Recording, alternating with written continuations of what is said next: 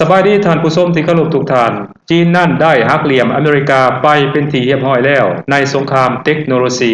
เรื่องของมันมีแบบนี้ท่านผู้ชมอเมริกานั่นปกติแล้วก็เป็นคู่ค้ากันอยู่ดีๆกับประเทศจีนแต่พอทรัมป์ได้ขึ้นมาเป็นประธานาธิบดีสมัยที่1ของสหรัฐอเมริกานั่นทรัมป์ก็ได้เดินทางไปเยี่ยมยามประเทศจีนอย่างเป็นทางการในขณะที่ทรัมป์ได้เดินทางเยี่ยมยามและเฮ็ดเวียกอยู่ประเทศจีนนั่นทรัมป์ก็ได้เห็นการเปลี่ยนแปลงหลายอย่างเกิดขึ้นในประเทศจีนจนเฮ็ดให้ทรัมป์ประธานาธิบดีของสหรัฐอเมริกานั่นเกิดอาการอิจฉาตาร้อนจีนขึ้นมาทันทีหลังจากการเยี่ยมยามจีนสำเร็จแล้วเมื่อกลับฮอดสหรัฐอเมริกา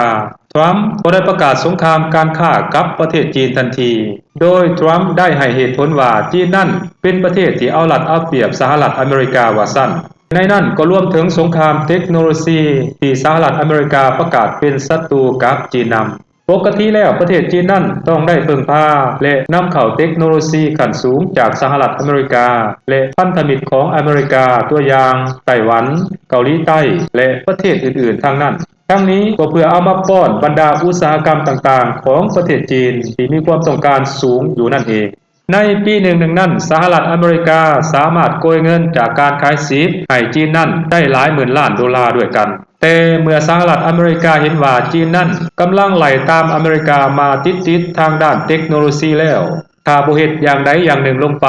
รับรองจีนนั่นแซงหน้าอเมริกาแบบบ่เห็นฝุ่นแน่นอนดังนั้นสหรัฐอเมริกาจึงเปิดสงครามเทคโนโลยีกับประเทศจีนอีกสนามรบหนึ่งโดยอเมริกาอ้างเหตุผลด้านความมั่นคงเป็นสาบังนา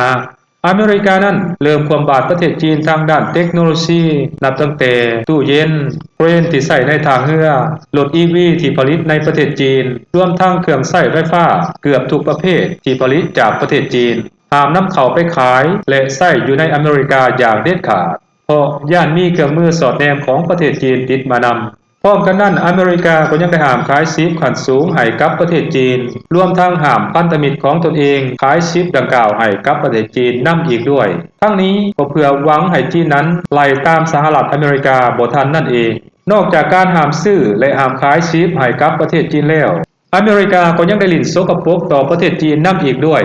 นั่นก็คือสั่งจับลูกสาวของบริษัทหัวเว่ยเพื่อเรียกค่าไถ่หรือใช้เป็นข้อต่อรองกับรัฐบาลจีนนั่นเองแต่เบิ่งคือว่าสิ่งที่อเมริกาเฮ็ดมาทั้งหมดนั้นจะบ่สามารถฆ่าแมว9ชีวิตอย่างจีนให้ตายได้และเฮ็ดให้จีนฮึดขึ้นสู่จนสามารถก้าวข้ามอุปสรรคเหล่านั้นมาได้เป็นที่เรียบร้อยแล้วในเวลานี้จีนสามารถผลิตชิปขั้นสูงในระดับ3นาโนเมตรได้แล้วท่านผู้ชมการบีบคั้นของอเมริกาต่อจีนนั้นกลับเฮ็ดให้ประเทศจีนประสบความสำเร็จและแข็งแกร่งไวขึ้นกว่าเก่าเมื่ออเมริกาเห็นว่าฆ่าจีนบ่ตายด้วยเทคโนโลยีแล้วอเมริกาจึงประกาศขายซีฟ H200 ให้กับจีนทันทีเพราะย่านสูญเสียตลาดขนาดใหญ่ในประเทศจีนไปแบบตลอดกาลในเบื้องต้นจีนเองก็ได้ทำท่ามีความต้องการซีฟดังกล่าวแต่พอทรัมป์อนุมัติขายให้จีนบวกกับค่าคอมมิชชั่น 5% เป็นที่เรียบร้อยแล้วจีนกลับออกมาสั่งให้กรมภาษีห้ามนำเข้าซีฟเหล่านั้นทันที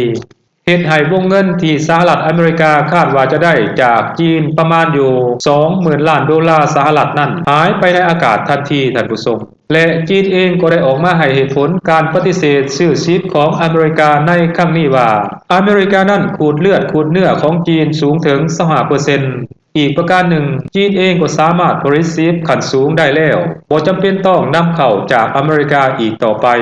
ที่สำคัญจีนนั่นอ้างว่าตนเองนั่นต้องการส่งเสริมอุตสาหกรรมผลิตชิปภายในประเทศของตนเองให้มีความแข็งแกร่งและพึ่งพาตนเองได้ให้หลายที่สุดทั้งนี้ก็เพื่อลดทอนการนำเข้าชิปจากต่างประเทศนั่นเองสิ่งนี้ถือเป็นการตบหน้าสหรัฐอเมริกาอย่างรุนแรงจากที่เมื่อก่อนนั้นอเมริกาเคยเป็นต่อจีนใช้เรื่องนี้บีบคั้นจีนมาโดยตลอดและต่อไปนี้อเมริกาก็คงจะใช้เรื่องนี้กดดันหรือว่าบีบคั้นจีนบ่ได้อีกต่อไปแล้วท่านผู้ชมที่สำคัญอเมริกาจะสูญเสียตลาดบริโภคขนาดใหญ่ในประเทศจีนไปตลอดกาลท่านผู้ชมงานนี้บ่ฮู้ว่าอเมริกาหรือจีนฉลาดโง่กันแท้ท่านผู้ชมสบายดี